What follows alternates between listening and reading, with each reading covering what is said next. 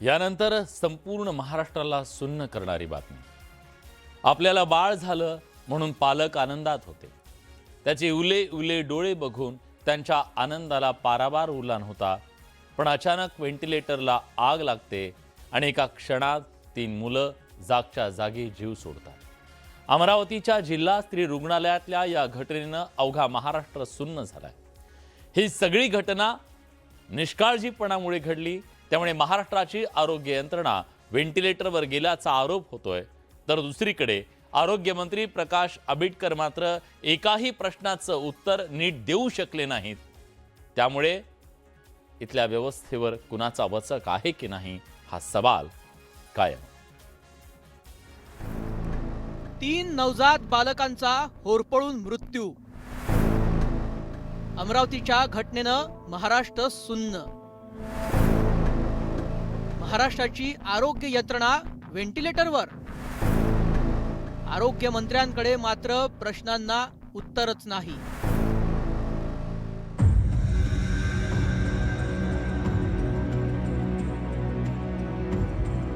जिथं हा कोळसा दिसतोय, जिथल्या भिंती धुरामुळे काळवंडल्या आहेत, तिथं काही तासांआधी युले युले जीव श्वास घेत होते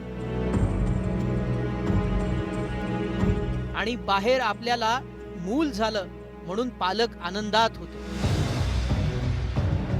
मात्र पहाटे 3:30 वाजता अचानक अतिदक्षता विभागातील व्हेंटिलेटरमध्ये आग लागली।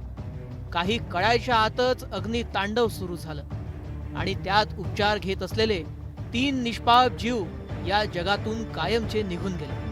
अमरावतीच्या जिल्हा स्त्री रुग्णालयातील या घटनेनं महाराष्ट्र सुन्न झाला आणि पालकांवर तर दुःखाचा डोंगर कोसळला। हमको बाहर कर देगा और बच्चे इधर से उधर, हम समझो हमको तो होश ही ठिकाने नहीं थे कि ऐसे ये क्या हो गया, पर कैसा हो गया। हम हमारे बीवी के लिए गए आपन लेने, तो बोले बच्चों को लाओ, बोले पहले वहाँ से उठा के, तो बच्चे वहाँ से गायब थे पूरे। फिर हम बहुत ढूंढ रहे हैं, हमने 1-2 घंटे ढूंढे कि बच्चे कहाँ हैं, हमारे बच्चे कहाँ है, बताओ बताओ, तो बता नहीं रहे। फिर बाद में हमको बताया 4 बजे का टाइम, 5 बजे का टाइम कि तुम्हारे बच्चे हमने वहाँ भेज दिए, वहाँ जाओ देखो। तो ये पे हाँ आके देखे तो हमारे बच्चे हाँ मिले हमको कंडीशन हालत में। आयसीयू मध्ये एकूण 9 बालकांवर उपचार सुरू होते। मात्र या आगीमुळे 3 बालकांचा जीव गेला, तर इतर 6 बालकांची प्रकृती चिंताजनक आहे। ही घटना कशी घडली याबाबत प्रत्यक्षदर्शींनी जे सांगितलं ते ऐकून अंगावर काटा येईल। 3 मुलं जे होते तिथं आपल्या ते व्हेंटिलेटरच्या जवळ, तिथे तर अग्नीनं फार झुलसून गेले होते आणि त्या 3-4 बेडच्या नंतरच माझा नातू होता तिथे। तर तो थोडेसे आहे ना बचावला, म्हणजे परमेश्वराची एक कृपा होती म्हणून आम्ही हा हादसा टळला। फार 1 घंटा जर उशीर झाला असता तर हा किती बालकांचा जीव गेला असता याचा अंदाज सांगता येत नाही। आकाश ब्रदर, सर, मॅडम, सिस्टर सगळेच होते सर। सगळ्यांनी प्रयत्न केले पूर्ण, म्हणजे इतका दूर होता की ते जाताही येत नव्हतं, पण तरी आम्ही मोबाईलच्या चार्जनं तसं करत आम्ही त्या बच्चे म्हणून काढले। महाराष्ट्रातील आरोग्याची काळजी वाहण्याची जबाबदारी असलेले मंत्री प्रकाश आंबेडकर यांनी या रुग्णालयाची पाहणी केली। मात्र पाहणीनंतरही पत्रकारांच्या प्रश्नांवर त्यांच्याकडे उत्तर नव्हतं। माहिती घेतो, माहिती नाही, चौकशी करू याशिवाय ते काहीही बोलू शकले नाहीत। आयसीयूतील सायरन बाबत प्रश्न विचारला तेव्हा आंबेडकर फक्त एवढंच म्हणाले, मुळापर्यंत जाऊ। बिल्कुल आप बराबर बोल रहे हैं, सायरन तो पहले बजना ही चाहिए, उसके बाद स्प्रिंकलर की बात होगी। ये दोनों अगर अगर नहीं हुआ है तो उसके लिए भी जो कुछ प्रॉब्लम है उस प्रॉब्लम के मूल तक जाएंगे। तर दोषींवर कारवाई करू इतकंच ठोकळेबाज उत्तर देऊन आंबेडकरांनी बोळवण केली। जी घटना घडली ती अतिशय दुर्दैवी आहे। त्या घटनेतल्या दुर्दैवीपणातनं काही गोष्टी आम्हाला शिकाव्या लागतील आणि काही गोष्टींबद्दल जे याच्यामध्ये दोषी असतील त्यांना सुद्धा जबाबदार धरावं लागेल। मग व्हेंटिलेटरचा विषय असेल, इलेक्ट्रिसिटीचा विषय असेल, आमच्या यंत्रणेतले दोष असतील, जे दोषी असतील त्या कुठल्याही दोषीची गय केली जाणार नाही। यातला सर्वात कळीचा मुद्दा असलेल्या व्हेंटिलेटर बाबत प्रश्न विचारला तेव्हा आंबेडकर काय म्हणाले ऐका। नहीं, लेकिन वेंटिलेटर में आग लगने के लिए कुछ नहीं है ना। वेंटिलेटर क्यों सामने आ रहा? वेंटिलेटर में आग लगने के लिए ऐसा कुछ नहीं सर। कोई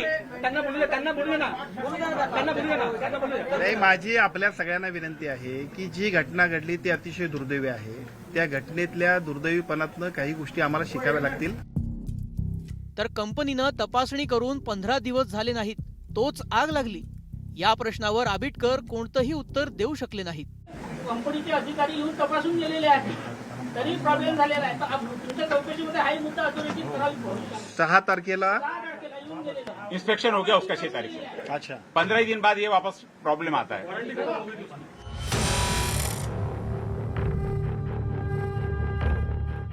महाराष्ट्राला हादरवून सोडणाऱ्या या घटनेनंतर आता आरोप प्रत्यारोप सुरू झालेत. हे जे इन्फ्रामॅन स्वतःला म्हणून घेणारे, हे त्यांची पूर्ण यंत्रणा त्यांनी व्यवस्थित लावली पाहिजे आणि जे दोषी आहेत त्यांच्यावर कारवाई झाली पाहिजे. मला असं कळलं आहे की 2 परिचारिकांनी इथले 6-7 बच्चे वाचवले. तर बच्चे ज्यांनी वाचवले त्यांना पनिशमेंट देऊ नका, जे सप्लायर्स आहेत किंवा जो खरा दोषी आहे त्याला द्या. उच्चस्तरीय चौकशीचे आदेश तर दिलेच आहेत, पण सातत्याने जे NICU असतात त्याच्यामध्ये आपण फायर ऑडिट करत असतो. फायर ऑडिट केल्यानंतरही तिथे अशा पद्धतीनं आग का लागली, फायर ऑडिट केलं होतं की नव्हतं केलं, की कागदावर दाखवलं होतं की चुकीचं केलं होतं, या सगळ्या गोष्टीची चौकशी आता केली जाईल आणि अशा पद्धतीनं चिमुकल्यांचा जीव घेण्याकरता जे जबाबदार असतील त्यांच्यावर अतिशय कडक कारवाई केली जाईल. यामध्ये जर सदोष कोणी व्यक्ती आहे, कॉन्ट्रॅक्टर आहे, अधिकारी आहे, जो असेल तो, शेवटी 3 मुलं जाणं हे काही शोभण्यालायक नाही आम्हाला, कुणाला, तुम्हालाही नाही, मलाही नाही आहे. त्यामुळं सदोष मनुष्यवध आहे का हे त्या ठिकाणी बघावं लागेल, कारण सदोष जर असेल, त्यातून झालं असेल तर मात्र याच्यातून आम्ही कारवाई करू. झपत नसेल तर पूर्ण यंत्रणांनी सरकारला कळवलं पाहिजे की असं आहे. खूप जास्त अपेक्षापेक्षा जास्त इथे रुग्ण येत आहे, तर आम्हाला अजून फॅसिलिटी करून द्या. सरकार करून देण्यासाठी तयार आहे ना, डिपार्टमेंटनी सांगितलं पाहिजे. पण एवढंच आहे, जी आज घटना झाली खूप दुःख देणारी घटना आहे. कारण लहान बाळ, त्यांचा परिवार, गरीब लोक अतिशय गव्हर्नमेंट सरकारी हॉस्पिटलमध्ये येतात ज्यांच्याकडे पैसे नसतात आणि त्यांच्या मुलांसोबत खेळण्याचं काम हा कोणतेही व्यक्तीचं काम नाही आहे. प्रकृतीत मोठा बिघाड झाला तर रुग्णाला ICU दाखल केलं जातं. इथं व्हेंटिलेटरचा सर्वात मोठा आधार असतो. मात्र हेच जीव वाचवणारं व्हेंटिलेटर प्रशासनाच्या निष्काळजीपणामुळे अनेकदा जीवघेणं बनलंय. पहा, Ahilyanagar civil hospital, November 2021. ICU मधील आगीत 11 कोरोना रुग्णांचा मृत्यू झाला. भंडारा जिल्हा रुग्णालय, जानेवारी 2021. शॉर्ट सर्किटमुळे आग, 10 बालकांचा मृत्यू. Sunrise hospital, Bhandup, Mumbai, March 2021. मॉलमधील रुग्णालयात आग लागली, 10 जणांचा मृत्यू. वेल ट्रीट रुग्णालय, नागपूर, एप्रिल 2021. शॉर्ट सर्किटमुळे आग, 4 रुग्णांचा मृत्यू. विजय वल्लभ रुग्णालय, विरार, एप्रिल 2021. शॉर्ट सर्किटमुळे आग, 15 रुग्णांचा मृत्यू. प्राईम क्रिटिकेअर रुग्णालय, मुंब्रा, एप्रिल 2021. 4 रुग्णांचा मृत्यू. ESIC कामगार रुग्णालय, अंधेरी, मुंबई, डिसेंबर 2018. 10 जणांचा मृत्यू. खरं तर अमरावतीच्या जिल्हा स्त्री रुग्णालयात घडलेली ही घटना पहिलीच नाहीये. तर याच रुग्णालयाच्या जुन्या इमारतीतही आधी व्हेंटिलेटरमध्ये स्फोट होऊन एका बाळाचा मृत्यू झाला होता. 25 सप्टेंबर 2022 हॉस्पिटलमध्ये आग लागली. जिल्हा स्त्री रुग्णालयाच्या जुन्या इमारतीत ही आग लागली. व्हेंटिलेटरमध्ये शॉर्ट सर्किट झाल्यानं आग पसरली. उपचार घेणाऱ्या 37 बालकांपैकी एका बालकाचा मृत्यू झाला.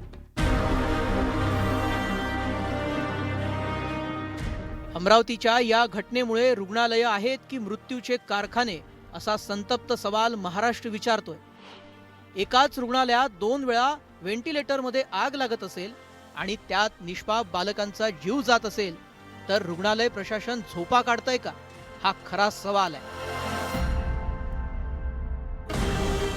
त्यातही एवढ्या महाभयंकर घटनेनंतर पाहणी करूनही आरोग्य मंत्र्यांकडे ठोस उत्तरं नसतील, गोलगोल उत्तरं देत वेळ निभावून नेत असतील तर महाराष्ट्राची आरोग्य यंत्रणा फक्त कोलमडलेलीच नाही तर ती व्हेंटिलेटरवर गेली आहे असं म्हटलं तर वावगं ठरणार नाही.